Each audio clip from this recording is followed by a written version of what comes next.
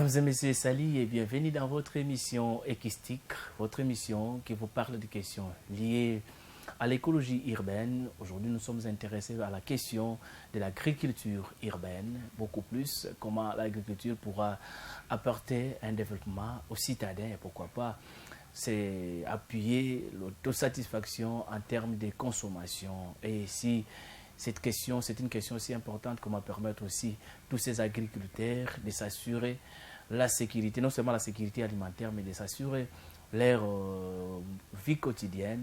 Alors, pour parler de cette question, nous avons invité un scientifique qui s'appelle Ismaël Nzaou, qui est non seulement un scientifique, mais un scientifique orienté vers l'entrepreneuriat.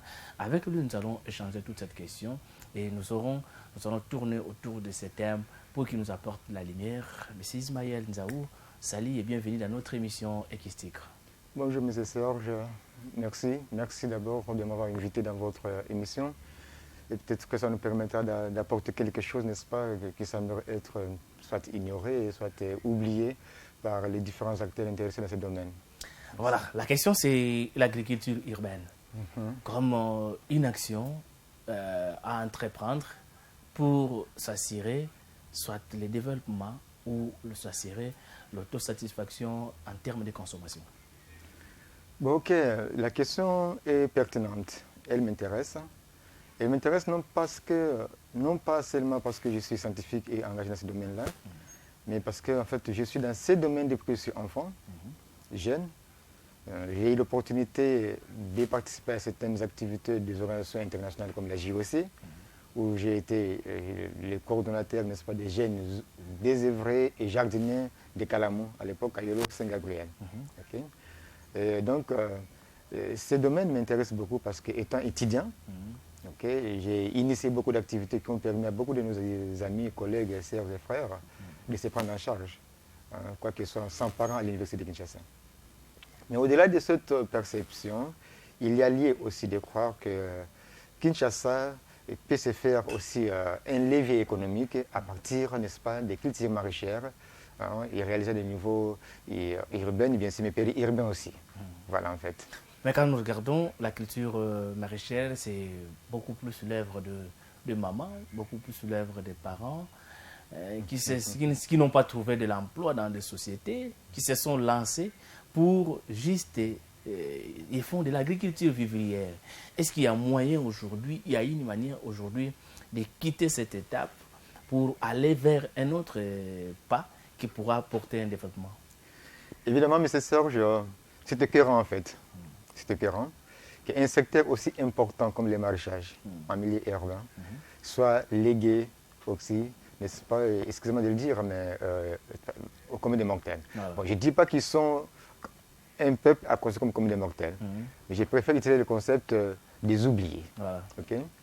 Alors, si mon chemin d'activité ou d'action dans ce domaine-là, un plus grand fléau que nous considérons en fait en RDC, et que la culture ou l'agriculture urbaine est plus considérée comme une activité de survie pour les communautés les plus vulnérables. Okay? Et donc, comme activité dédiée, réalisée, sinon alors considérée comme un patrimoine pour les communautés les plus vulnérables, ce qui entraîne comme conséquence directe que les jeunes, les femmes scientifiques ou intellectuelles ne s'y intéressent pas. Parce que c'est lui qui fait les champs à Kinshasa et conséquemment les plus pauvres. Voilà, donc c'est quelqu'un qui n'a pas... Quelqu'un qui n'a rien, qui n'a pas de valeur, qui ne peut pas être engagé dans une société. Voilà, qui n'a pas de place ou de rôle dans une société normale. Donc, une personne reléguée à un rang des oubliettes. Des oubliés. Non, pas oubliettes, mais ce sont des oubliés. Oubliés, complètement. Donc, ils ne font pas en fait objet dans des débats dans des grands chapitres du gouvernement, tout ça. Ce qui fait qu'il n'y a aucune politique d'accompagnement. Aucune politique. Et d'ailleurs, ceux qui font ce travail, ils sont chaque fois menacés par les propriétaires des sites, soit un site que l'État a abandonné, où il n'y a rien, ils viennent profiter pendant un temps, lorsqu'on va faire des constructions, ils sont chassés sans beaucoup de peine. Oui, évidemment, comme je l'ai dit tantôt, il n'y a pas de politique gouvernementale d'accompagnement de cette catégorie ou ce secteur d'activité. Alors, à l'époque, j'ai participé à un symposium qui était organisé, je crois, par les Trias, c'est un projet Mbongwana, Soya Pro. Ça fait longtemps, j'étais encore inspiré prêtre. Mais il y a eu beaucoup de résolutions ok, qui avaient été présentées, n'est-ce pas, à la table des dirigeants de ces pays. Mais malheureusement, aucune résolution n'a fait objet de suivi ou de matérialisation. Ce qui fait que même les sites nous légués par les colons, en termes de coopératives agricoles. Okay? Il y a eu des coopératives en Gili, coopératives de Funa à Mongafula, vers le monastère là. Mais aujourd'hui, ces sites sont pratiquement urbanisés, vendus. Les sites sont devenus des parcelles. Des parcelles. Des parcelles habitées d'ailleurs. C'est habité bien sûr. Okay? Mais qui donne l'autorisation de vendre ces sites-là? Il y a toute l'autorité, n'est-ce pas, urbaine, qui s'implique. Okay? Alors, il y a un problème en fait à considérer. Quand on pense construire un village, M. Serge, il ne faut pas seulement se limiter à avoir des aspects urbano-humains, ok, je ne sais pas moi quoi. Mais il faudrait aussi penser, les gens qui sont à Kinshasa, ces jeunes-là, admettons, doivent grandir, doivent se marier, doivent se reproduire. Et ils doivent manger aussi. Bien sûr, c'est là où je viens. Alors, nous pensons que tout le monde est conscient que les taux démographiques de Kinshasa explosent. Ok? Mais comme si personne ne s'intéresse à la question, de la consommation. Que mangeraient ces enfants qui vont naître, ceux qui sont en train de naître aujourd'hui, qui naîtront demain, dans une année, dans 5 ans, que doivent-ils manger? C'est ce qui veut dire que d'abord la politique d'aménagement n'est pas accompagnée? Non. Alors, que doit faire l'État concrètement pour apporter un plus pour accompagner d'abord ce secteur qui n'est pas accompagné? Bon, il faut un diagnostic profond. Parce que le Congo, comme j'aime bien le dire, est malade. Okay? C'est comme si un pays qui est en train de souffrir d'un cancer. Okay? D'un cancer qui est déjà généralisé. Il faut un diagnostic profond de la situation économico-culturelle, tout ça. Mais tout part aussi peut-être d'un aspect culturel, mental. Comment faire pour valoriser ces secteurs-là?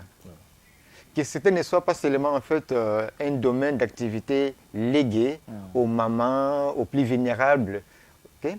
Mais qu'il faudrait que les entrepreneurs, les jeunes que nous formons à l'université s'intéressent, qu'il y a une opportunité okay? De créer des valeurs, de faire des richesses à partir des cultures maraîchères. Parce que mais le marché est déjà garanti.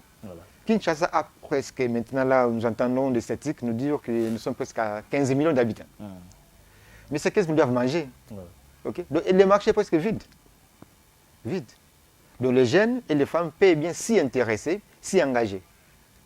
Mais la question maintenant, que devons-nous faire, nous, les acteurs scientifiques, acteurs politiques, acteurs sociaux, peut-être que vous êtes là. Que devons-nous faire en termes de sensibilisation d'abord de la jeunesse et de la femme, qui ne croient pas aux possibilités entrepreneuriales dans ce secteur-là. Okay? Sinon, il faut des politiques responsables, pertinentes, efficaces, okay? Afin, n'est-ce pas, de booster ce secteur-là. Parce que le besoin est réel. Qui peut aller au bureau, M. Serge, je parle comme je parle sans avoir pris une banane? C'est tout le monde qui fait d'abord manger. Tout le monde doit manger. Et même quand vous êtes au bureau, vous avez besoin aussi de manger. Obligatoirement. Quand vous retournez aussi, vous avez besoin de manger. Okay. Mais la question qui se pose, M. Serge, on mange quoi? Ça veut dire c'est tout le monde qui se lève le matin, qui a besoin de manger, la journée de manger, au bureau, manger. Mais vous avez dit, qu'est-ce que nous mangeons? C'est une question très, très, très importante. Qu'est-ce que nous mangeons au Congo?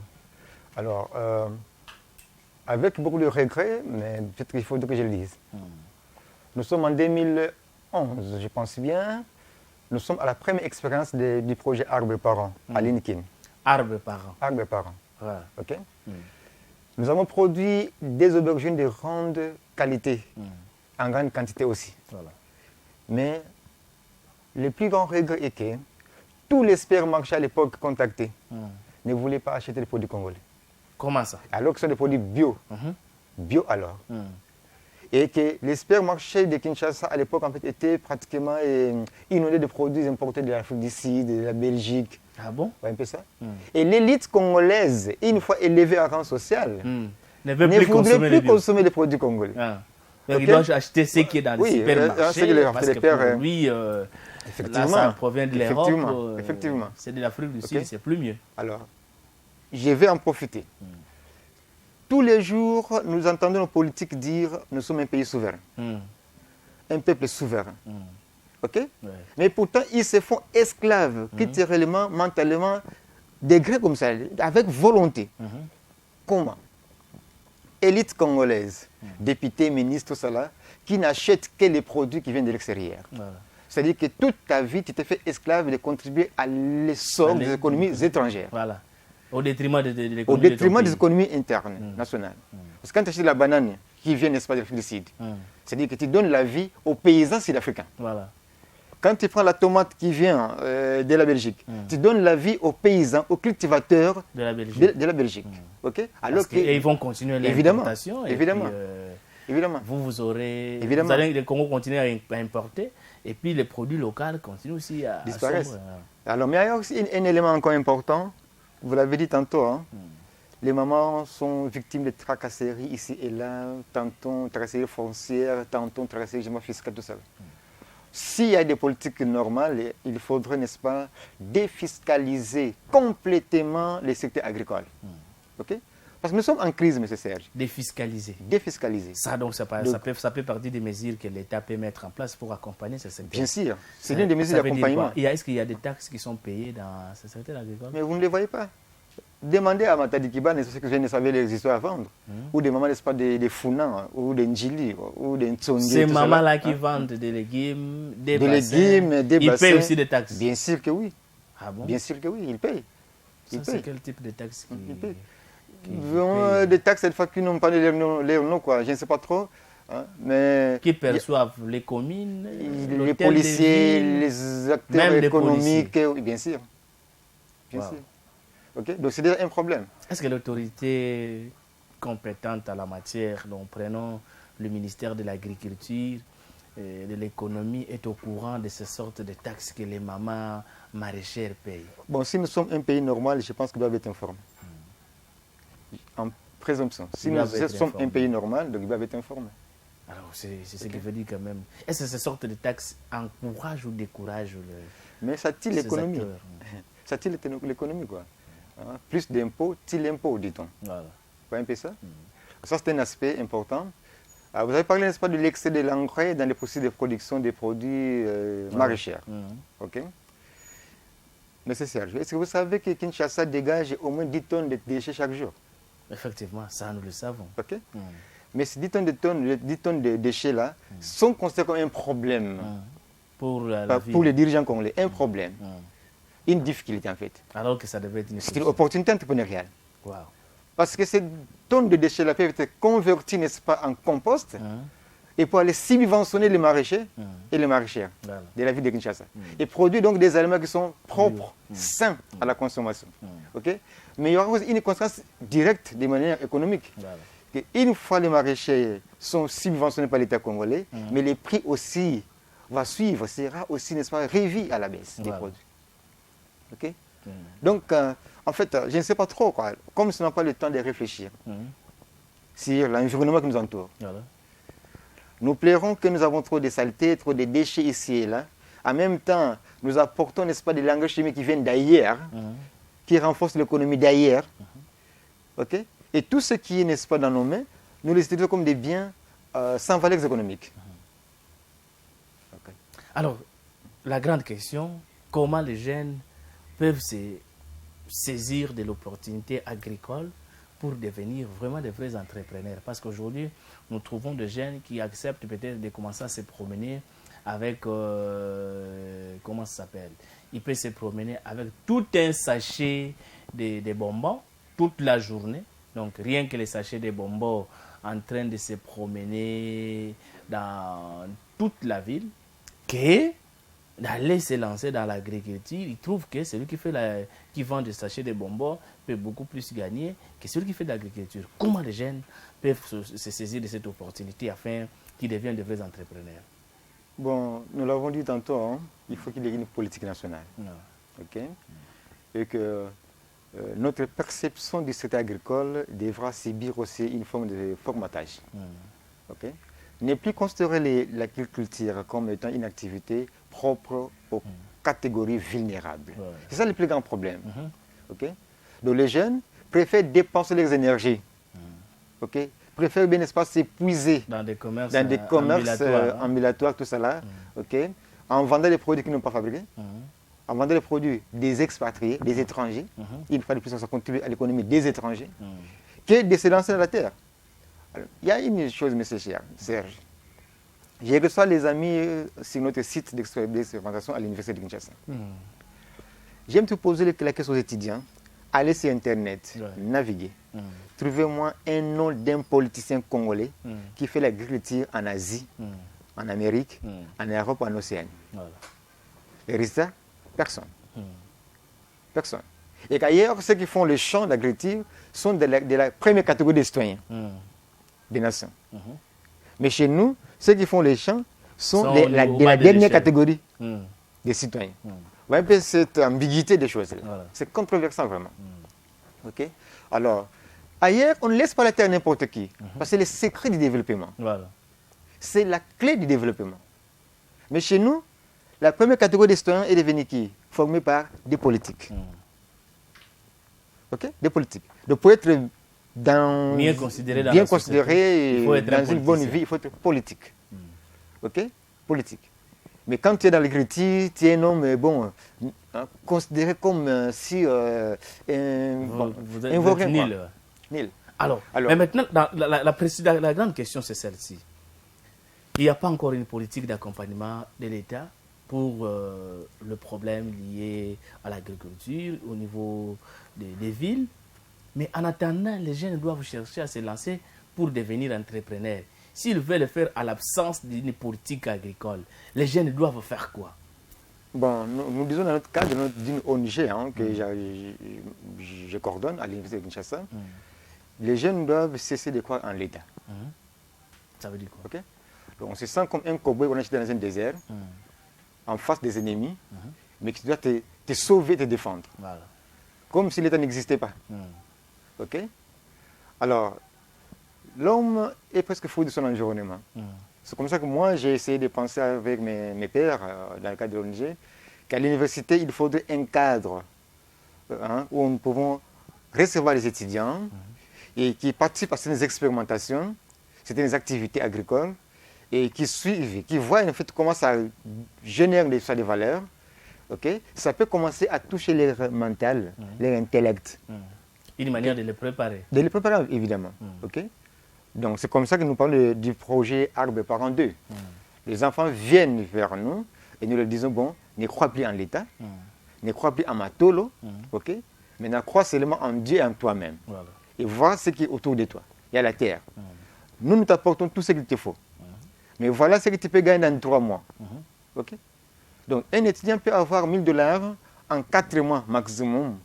$1000 en 4 mois. $1000 en 4 mois. 4 mois, pratiquement. Là, okay? Où est-ce qu'il ira? Parce que ceux qui sont dans des communes comme Kasavubu, Ngiri, Gombeli, Ngouala, ils se disent que nous, toutes nos parcelles d'ailleurs, ce sont des parcelles morcelées. Et je ne sais où trouver l'espace terre. Où est-ce qu'ils vont aller? Bon, la question peut être réelle, mais aussi qui engendrera une forme d'irresponsabilité. Ah okay? Bon? Parce que dans le cadre de El Shaddai Fondation, avec Pasteur Colin Zolantima, nous formons des gens que nous pouvons cultiver sur des sachets. Des sachets. Dans les sacs. Mais ces sachets, il faut toujours avoir de l'espace. Vous ne pouvez pas exploiter dans une parcelle où vous êtes locataire. Même si vous êtes locataire, moi je suis locataire. Okay? Mais la petite espace qui me revient, moi là, il y a toujours un peu de matembele, un peu de tomates, un peu d'aubergine. Ça, évidemment, c'est pour l'autoconsommation. Okay? Mais M. Serge, il faut que je vous dise ça. L'entrepreneuriat est un phénomène à 100% partenarial. Ah, donc il faut avoir des partenaires. Okay? Il faut des relations. Il faut des relations. Si moi, j'ai de la connaissance, mais si Serge n'a pas ce que moi j'ai comme connaissance, alors c'est aller de la terre. Okay? La terre qui n'est pas exploitée. Mais quelque part, il y a encore une personne qui a peut-être qui n'en fait rien. Okay? Question n'est pas de se retrouver ensemble et dit-on des chocs des idées, j'ai la lumière. Voilà. Okay? Donc il faut un partenariat. C'est que pour vous, pour devenir un jeune entrepreneur, parce que nous voulons vraiment inciter la jeunesse à se lancer dans l'agriculture, le premier pas à faire, c'est d'abord posséder la connaissance. S'il sait que tu dois faire, en plus, vous allez chercher des partenariats. Donc il faut faire un pas. Évidemment, M. Serge. Dans chaque gène, comme j'aime bien le dire, il est toujours possible de trouver un facteur productif, souvent ignoré par des gènes, qui se laisse vivre, toutes les vies par la mendicité, par l'hématolo. C'est une culture d'amolissement d'esprit qu'on nous a amené dans ces pays, hein, les moindres efforts. Voilà. Les goûts faciles, n'est-ce pas, au liqure, dirigement. Un peu ça. Mais dans le cadre du programme, nous pensons qu'il faut sensibiliser d'abord, révéler des vraies valeurs aux jeunes qui peuvent, n'est-ce pas, nous être procurées par la terre. Il faut enseigner aux jeunes ce que vaut la terre. Voilà. Quand les jeunes pourraient retrouver la conscience qu'il y a de quoi survivre, de quoi se faire un mieux-être à partir de la terre, maintenant, il faut les former. Il faut les former. D'abord, les sensibiliser. Qu'ils soient au courant de ce que la terre peut les apporter. Automatiquement. Et puis, ils doivent passer par la formation. Par la formation. Donc, ils ne se disent pas que non, on a que ça la bilanga, kotika zamba boye. De manière non ordonnée, tout ça non plus. Il y a des initiatives quand même. Je vois mon ami, n'est-ce pas, Samy, avec le Conseil des Nations des Jeunes, qui essaye de former aussi des jeunes. J'entends ça souvent. Mais dans notre logique à nous, il faudrait des formations de proximité et pratiques, pas de même escathédra. C'est comme ça que vous verrez que chez nous, nos formations, nous ne donnons pas de support, pas de syllabus. Donc c'est une formation pratique. Vous arrivez. Chacun se construit son syllabus. Mais celui-là va vous dire que je compte me lancer dans l'entrepreneuriat, je n'ai encore rien et la formation coûte. Départ notre vocation, M. Serge, soucier d'accompagner le gouvernant, soucier d'accompagner ceux qui dirigent ce pays. Généralement, nos formations ne coûtent pas. Ne coûtent pas. Donc, juste une participation en termes de mobilisation des matériels biologiques qu'il nous faut pour les matériels didactiques. Nos formateurs sont des pionniers et des citoyens. Nous voulons bien avoir une jeunesse un peu différente, une jeunesse engagée et responsable. Donc, nous connaissons que la jeunesse n'a pas un revenu sûr. Il ne faudrait pas appeler de la main gauche, venez chez nous, en même temps on a un bâton dans la main droite, et rentrez, retirez-vous de nous. C'est un peu ça la politique. Alors, maintenant, cette culture, est-ce que vous savez que vous sentez que c'est facile d'intégrer ça à la jeunesse, de considérer la terre comme source de leur revenu et oublier que la politique n'assure pas un développement durable? Dire que c'est facile, c'est me tromper. Sinon, c'est être mensonger quand même. C'est pas facile. Parce que de manière mentale, nous sommes un peuple qu'on a détruit. C'est un programme en fait. C'est un programme conçu à dessein pour amoindrir l'esprit de la jeunesse congolaise. C'est un programme. Donc il faudrait encore de nouvelles intelligences pour décrypter ces programmes-là, les formater et placer un nouveau programme dans les têtes de la jeunesse congolaise. C'est un travail qui demande beaucoup d'énergie et beaucoup de volonté politique aussi. Alors, est-ce qu'un jour on pourra arriver à ce point, trouver la masse qui se lance, par exemple, de la jeunesse qui se lance dans les actions politiques, se lancer dans les actions agricoles? Dire que les jeunes doivent être en masse dans la politique, ils sont en masse en politique, mais avec quelle vision politique? Mais c'est ça, est-ce que nous pouvons maintenant voir cette mutation, voir que cette masse oublier la politique et se lancer dans l'agriculture parce que c'est rentable? Oui, je pense que c'est possible. Même si nous ne sommes pas à 100%, même pas à 50%, mais puisqu'on est 20% des jeunes qui comprennent, les tendances peuvent changer. Ça, je suis tellement convaincu et j'insiste et je le signe. Un petit départ avec un petit nombre de jeunes, avec une petite volonté politique toutefois d'accompagnement aussi, même des églises. C'est là où nous travaillons, c'est l'église qui nous soutient. Ça. La terre sur laquelle nous travaillons n'est pas notre terre. C'est une terre d'une aumônerie catholique. Mais vous avez sollicité l'église, nous avons sollicité. Nous avons sollicité. Pour commencer des petites actions qui incitent à la jeunesse de venir travailler. C'est comme ça que nous disons, comme nous disons, nous prions beaucoup. Nous prions beaucoup comme si la main va tomber. Et ça diminue notre sens de responsabilité devant Dieu. Un peu ça. Mais à la fois, on ajoute la vertu du temps.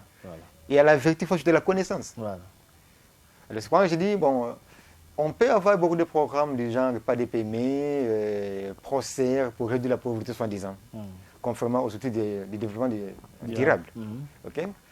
Mais est-ce que c'est la question de l'argent seulement qui fait défaut à notre population, à notre jeunesse?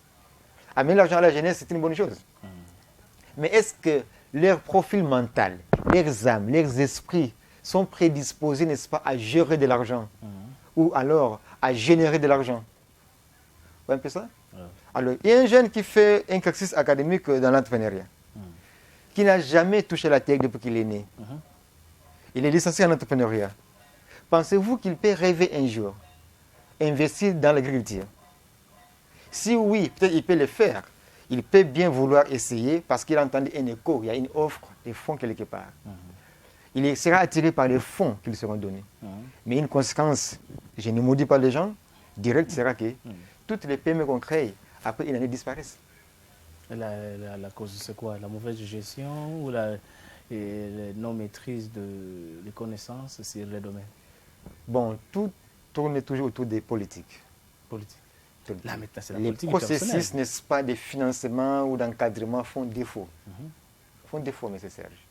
Okay? Ce qui nous amène à ce phénomène de la mortalité entrepreneuriale. Quoi. On crée, on finance, mais à la suite, on ne sent pas, n'est-ce pas, les retombées des financements. L'économie est toujours extravertie. Quoi. Donc, on ne parvient pas à récolter les fruits qu'on attend. Non, mais on a toujours financé, M. Serge. Mais pourquoi la tomate est toujours rare sur les marchés ou coûte toujours cher? Même le pondo est rare. Pourquoi les pondos maintenant on peut acheter une boîte de pondo jusqu'à 3 000, 4 000 francs. Évidemment. Donc 250 grammes, 300 grammes à 3 000 francs. Pourquoi? Et c'est un phénomène qu'on observe depuis des années. Et quand vous arriverez pendant la saison pluvieuse, ce qui va se vendre à 3 000 revient directement à 200 francs. 200 francs, 100 francs même. Comment cette dichotomie, comment c'est Alors, il y a un problème du côté des processus de production. Il y a un problème de la maîtrise des cycles végétatifs ou culturels, n'est-ce pas, des plantes.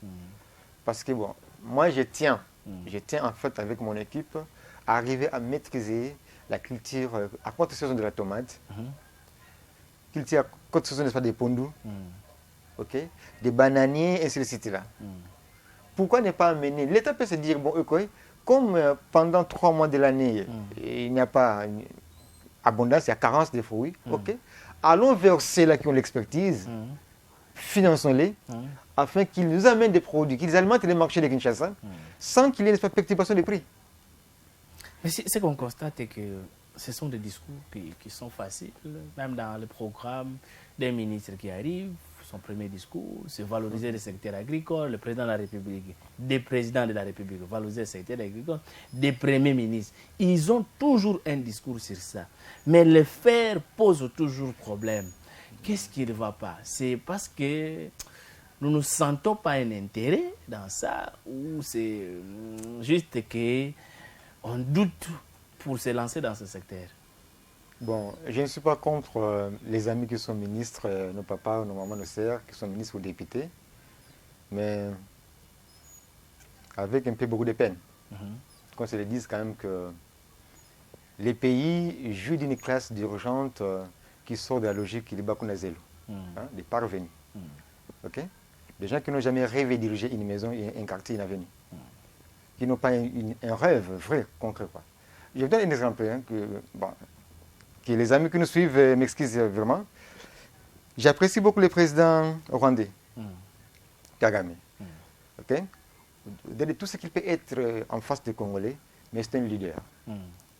Et Kagame gère son pays des suites de son travail de DEA. Et tout ce qu'il applique au Rwanda, c'est le fruit de son travail scientifique, recherche scientifique, au niveau du 3e cycle. C'est donc la formation qu'il a fait au niveau du 3e cycle. Automatiquement. Sa recherche a porté sur comment gérer le Rwanda. Ah bon?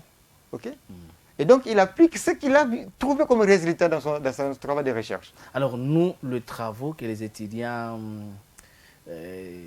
défendent, que ce soit au niveau des gradiats, que ce soit au niveau des licences, au niveau des DEA, même au niveau des doctorats, sont toujours jetés dans des bibliothèques, des fois qui n'arrivent même pas dans les bibliothèques pour la lecture.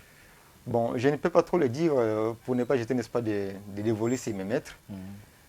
Mais il y a lieu quand même de croire que nos recherches sont souvent périphériques. Elles ne touchent pas le cœur des problèmes qui rongent les pays. Vous voyez un peu ça? Ce qui fait que, bon, chacun a son titre, le diplôme, qui n'est qu'un indicateur. Voilà. Mais la valeur n'y est pas. Voilà. Okay. Donc Parce on que constate si... qu'il y a beaucoup de diplômés, Oui, mais les retombées, surtout dans ce domaine que nous parlons, du domaine agricole, bien sûr. on ne sent pas vraiment des Est-ce que nous efforts. pouvons trouver des recherches orientées vers l'agriculture urbaine en RDC? Voilà, c'est ça aussi la grande question. Ok. S'il y en a, dans les cabinets des ministres, on trouve des professeurs de la faculté d'agronomie. Les professeurs de la faculté Ok. d'agronomie, Ok. Qui mais- peuvent avoir un petit pouvoir de décision. Pourquoi ça ne marche toujours pas? C'est la réponse est déjà là, quoi. Ah, Parce que ça, c'est- nous arrivons là sans une vision de l'État. Même pas une connaissance de ce que signifie un État. Ok? Libakou Nazir, on devient ministre un bon matin, on devient député un bon matin. Bon, il est là pourquoi? Il est là pour son ventre. C'est comme ça que les discours que vous en fait dénoncez là, c'est une forme de marketing politique. Hein. Il faut parler des choses que la population aime entendre. Ok? La vérité, nous allons valoriser ça. Les gens disent ah, ils sont là vraiment pour nous. Mais en réalité, le pays n'a pas un document stratégique. Prenons la considération des experts en termes en agriculture. Ils ont toujours démontré que les provinces comme les Kasaï, à l'époque, bon, prenons les grands Kasaï, pouvaient nourrir toute la République, pourquoi pas l'Afrique centrale, parce que d'ailleurs, on entendait beaucoup de discours, même à l'époque, des gens qui disaient que les Kasaï devaient être la province grenière agricole, hein, pour que la population puisse mieux consommer. Mais la question qu'on se pose, c'est quoi? Qui doit se lancer dans l'entrepreneuriat agricole? Est-ce que c'est la personne qui a des diplômes ou même quelqu'un qui n'a jamais été au banc de l'école peut devenir un entrepreneur? Ok. La question est un peu pertinente, mais je ne voudrais pas léser les uns et les autres. Ok? Tout le monde peut devenir entrepreneur. Tout le monde, Tout le monde. quel que soit Ok. son niveau d'études. Quel est son niveau d'études? J'aime bien Gartner, hein, c'est un des maîtres que j'aime beaucoup. Gartner nous dit il n'y a d'entreprise ou d'entrepreneuriat que d'entreprise. Ok? Tu peux avoir un diplôme de docteur en entrepreneuriat, mais tant que tu ne présentes pas un prototype, ok, une matérialisation, tu n'as pas d'entreprise, tu n'es pas entrepreneur. Autrement dit quoi? Et entrepreneur, qui est celui qui a fait un effort et preuve de mettre en place une structure. Donc, celui qui n'a pas étudié, mais peut arriver à mettre en place une structure économique.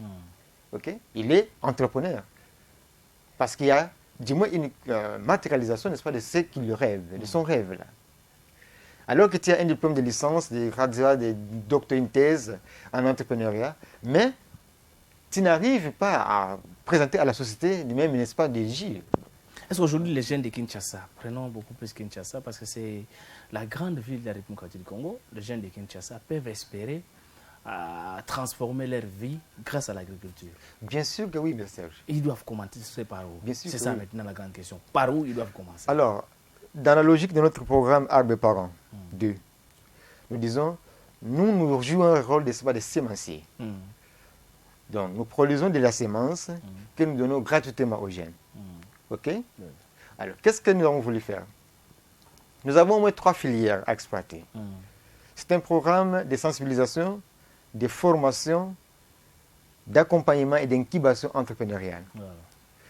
Nous nous disons, il est possible que nous prenions des jeunes à partir de G1, qui viennent chez nous sans rien que leur corps et leur esprit.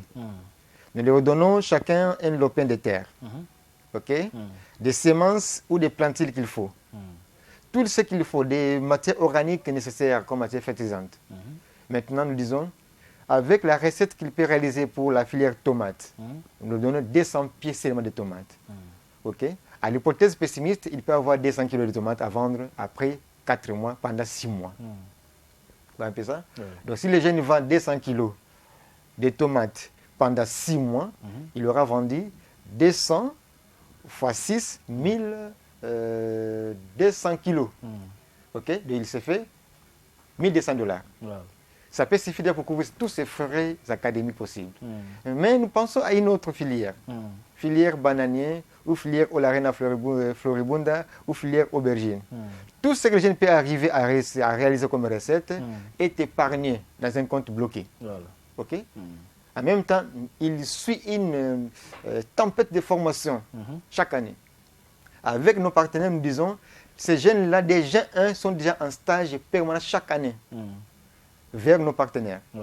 De façon que, arrivé en 6e année, je dirais moi en 3e année graduale, les TFC ne sont plus des recherches fondamentalistes. Les TFC sont des entreprises, ok, des projets d'entreprise concrets, sachant qu'il y a déjà quelque chose en compte, quelque part. Ok. Alors, une fois que le projet peut être extériorisé à première licence, il est converti en mémoire, projet. À la fin, il défend son mémoire devant 2 jurys différents. Voilà. Il y a un jury pédagogique de la faculté et un jury entrepreneurial. Voilà. Si le projet est bancable, on peut maintenant passer à l'essaimage. Nous les aidons à se lancer en les mettant ensemble. Nous disons, bon, on prend 10 jeunes. Si chaque année, chaque jeune arrive à avoir au moins accumulé $1000 au moins, donc nous aurons au moins $5000 pendant 5 ans. Voilà. Si ce sont à 10, donc pendant son parcours académique, l'étudiant pourra réaliser $5000. $5000. Et c'est possible. Là, c'est dans un compte bloqué. Un compte bloqué. Donc, dès qu'il termine des études, alors il a déjà une entreprise. Automatiquement. Mais on les prend à 10. OK? Oui. Ils se mettent à 10 pour construire les capital social. Ils auront $50 000 sans passer par une banque. Cela est possible et réalisable. C'est possible. Ce n'est plus une imagination d'esprit là. Nous sommes au concret. Ce que nous appelons les indicateurs objectivement vérifiables. Et cela se fait. Automatiquement. Les IOV à l'appui sont vérifiés. Voilà. Nous pouvons y arriver. Est-ce que cette politique-là ne peut pas être exposée au niveau le plus large, au niveau de grands partenaires pour accompagner cette politique? Parce qu'aujourd'hui, on constate que l'étudiant qui termine ses études, le premier réflexe, c'est chercher côté avec ça, ou j'ai l'honneur. Mais avec ça, les gens suppriment le j'ai l'honneur. C'est la logique qu'il nous faut pour ces pays. Comme je le dis, ne croyons plus en l'État. Okay? Donc croire en soi-même, croire en Dieu et en soi-même. C'est comme ça que l'État pourra bénéficier de vous. C'est automatiquement. Alors dans cette logique, il est possible que les partenaires étrangers comprennent ce que nous sommes en train de faire. Et c'est pourquoi nous sommes là. Voilà. Ceux qui nous suivent peuvent se rendre compte qu'il y a quand même des intelligences quelque part qui peuvent être mises en valeur. Okay? J'ai participé avec mon ONG en fait dans un atelier international de la francophonie ici. La francophonie nous dit que les jeunes sont réellement en chômage.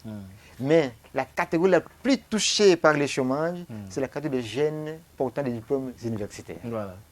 Okay? Donc c'est une question qui doit demander des réflexions. Comment nous pouvons arriver à réduire, à inhiber ces effets. Parce que celui qui devient universitaire ne peut plus faire n'importe quoi. Il s'est dit, bon, je dois être dans un bureau, je dois être cadre dans la société. Mais attention Serge, la Bible nous dit... Tout ce que ta main peut faire, faites-le. Ok? Faites-le. Moi, j'ai fait le matelassé là, au cimetière qui me là. Je suis là jeune, aspirant encore de surcroît. Voilà. Je coupe les herbes, je charge mon matelas le soir, je descends. J'ai fait le commerce, le dongo, le plateau Bateke, jusqu'au ici à Kalamou. Tout ce que ta main peut faire, faites-le. Ça, c'est la Bible qui le dit. Et tout travail procure de l'abondance. Automatiquement. Alors, il y a bien on dit aussi, il n'y a pas de sommité. Il n'y a pas de sommité. Alors, ce principe doit être vulgarisé pour que toute la population congolaise se saisisse. Évidemment. Et travailler pour apporter un plus à la société. Les premières personnes à toucher pour enseigner ça, ce sont des pasteurs. Les pasteurs qui nous amènent très loin de Dieu. Ok? Donc, ce que moi j'appelle en fait une nouvelle forme d'évangélisation pour les Congolais. Voilà. Okay? Il nous faut un évangile. Donc, on doit avoir aussi des évangiles agricoles. Bien sûr. Donc, mais la personne la plus visée, au regard de notre économie, notre politique, c'est le chef de l'État. S'il s'intéresse vraiment à créer des emplois directs des jeunes et par les jeunes, c'est la politique qu'il faut tenir par entreprendre. Donc, entreprendre la politique agricole. Automatiquement. Alors, comme c'est notre logique. Comme c'est aussi dans sa vision, question seulement d'appliquer, avec toutes ces techniques que vous présentez, les choses iront. Nous pouvons arriver à mettre dans chaque université un incubateur du genre, qui prend en charge la formation, le formatage de l'esprit, des cultures des jeunes, et en même temps aussi leur donner les procréer les fonds nécessaires, sans passer par des demandes de fonds extérieurs et tout ça. Alors, mais cela ne peut que se faire avec des universitaires. Vous ne voyez pas que c'est aussi une marginalisation pour une autre catégorie de jeunes. Bon, comment on peut faire pour d'autres jeunes qui ne sont pas universitaires, mais qui suivent l'émission, qui se disent que non, au lieu que je reste à la maison, je peux me lancer dans l'agriculture, mais je ne sais pas où commencer. Bon, c'est déjà résolu chez nous. Hein. Nous ne prenons pas seulement en charge les jeunes universitaires. Il y a des jeunes désœuvrés aussi qui sont chez nous. Il y a aussi des mamans. Même des mamans, ou des personnes, mais qui viennent se faire encadrer par nous. Ok, si bien qu'à taux réduit, au regard de la nos proportion moyens. est trop petite quand vous regardez la taille de Kinshasa. Oui, maintenant, sûr. comment étendre cette politique? Parce qu'aujourd'hui, l'État congolais peut se saisir de l'opportunité. Il s'est dit, bon, ça c'est une bonne opportunité. Nous allons élargir pour la ville-province de Kinshasa, que ce soit des autorités provinciales, que nous voulons élargir la vision. Par où ils doivent commencer? Bon, je pense qu'il faut des stratégies interministérielles. Hein. Donc, le ministre de l'Agriculture, qui s'associerait avec celui de l'ESI. Même de la jeunesse aussi. De la jeunesse, bien sûr, de la jeunesse, du plan, pour mettre en place une politique un peu intégrée et intégrale, nécessaire. Et ceci peut nous conduire à autonomiser les universités, même congolaises. Ça, c'est mon mémoire de licence. En fait, j'ai travaillé sur un programme agropastoral comme entrepreneur dans les universités de Kinshasa, notre université d'abord de Kinshasa. Mon programme a fait conclure qu'il est possible, mais l'INIKIN ne demande plus de fonds de subvention à l'État congolais. Comment ça? L'INIKIN, avec bien tous sûr. ses besoins, dire que nous n'avons plus besoin de demander des subventions. Bien sûr. Mais là, l'université n'est pas plus existée. C'est une question juste de réflexion et de stratégie. Cette réflexion ira comment? Parce que cette question est aussi pour toutes les universités, bien que ça, c'est l'université pilote que vous avez. Est-ce que vous savez, M. Serge, que l'université a plus ou moins 500 hectares non exploités? 500 hectares? Oui. Ah bon? Ok. Alors, qu'est-ce que l'université doit faire? Parce que pour exploiter ces 500 hectares, mais puisque même 300 hectares, vous devez avoir parmi les acteurs qui devraient nourrir la ville de Kinshasa, il y a l'université de Kinshasa. Comment ça? Et il devrait bien produire et mettre en place des pratiques, des stratégies nécessaires pour valoriser ces terres d'abord. En même temps, en faire aussi un incubateur pour ces étudiants. Voilà. Ok. L'université peut avoir un chiffre d'affaires important, au-delà des frais académiques, tout cela non plus. Mais rien qu'en produisant mon mémoire de licence, s'il est mis en pratique, des enseignements suffiraient, que l'université ait un budget qui ne sera pas en fait concurrencé par un ministère. Ah bon? En 2 ans? En 2 ans, oui. Cela est possible. Surtout que vous c'est avez possible. L'université de Kinshasa aussi a une faculté d'agronomie, avec sûr. des grands professeurs, bien sûr. avec des étudiants qui... Avec une faculté de polytechnique. Voilà. Donc, l'outillage ne poserait pas de problème, parce que nous avons des ingénieurs qui sont formés pour ça. Donc, l'université a toutes les opportunités, mais qui ne sont pas exploitées. Je dis bien à tout. Pas seulement pour elle-même, mais aussi pour... Pour les personnes qui viennent participer. Mais surtout, la grande question, c'est la grande main-d'œuvre que vous possédez, que l'université possède, des agronomes, des professeurs et tout le monde là, peuvent être mis à musique pour qu'ils fassent une forte production. Et surtout que l'université a aussi des espaces. Notre système éducatif n'a pas aidé aux Congolais de travailler ensemble. C'est ça le grand point qui nous ronge encore. N'a pas aidé en fait, les Congolais à réfléchir. Ensemble, envie de travailler ensemble pour un intérêt commun. Mais s'il y a une personne qui prend conscience, vous ne pouvez plus attendre le système éducatif parce que c'est tout ce que nous produisons dans la société, ce n'est pas l'éducation seulement, ce n'est pas l'université qui nous a appris. Il y a des fois où nous faisons sortir les réflexions par nous-mêmes de l'intelligence que nous possédons. Est-ce que cela ne peut pas commencer à arriver pour se ressaisir? Oui, mais et tout ça peut quand je dis le système éducatif, ça ne passe pas par l'université, depuis l'école maternelle. On ne nous apprend pas à être soi. Un peu ça. Qui est intelligent dans nos écoles? C'est lui qui répète ce que les maîtres enseignent. Voilà. C'est lui qui a répété in extenso. In extenso. A dit. Mais toute recherche in situ. Répétez-moi mes mots dans ta réponse. Tel que dans les syllabes. Voilà. Donc quand vous sortez de l'explication, tu n'es plus intelligent, tu es à zéro automatiquement. Donc on nous pousse de ne plus aller plus loin à la réflexion. Alors, ça a moins de l'esprit. De la jeunesse, nous sommes arrivés vraiment à la fin. Est possible à Kinshasa? C'est très possible. Très possible d'expliquer. Kinshasa a beaucoup d'espaces libres, verts, tout cela. Mais c'est seulement que nous souffrons de la politique d'urbanisation, la politique, n'est-ce pas, d'encadrement de jeunes. Entre-temps, les plateaux Batéké chôment. Ah oui. Il n'y a pas de champs qui peuvent nourrir complètement Kinshasa, alors que c'est possible. Est-ce que d'abord, la terre est fertile pour Kinshasa, avant que les gens se lancent dans l'agriculture pour ceux qui sont dans la ville de Kinshasa, pour ne pas parler de ceux qui sont à Matadi, qui souffrent avec les Mabanga Nyonso.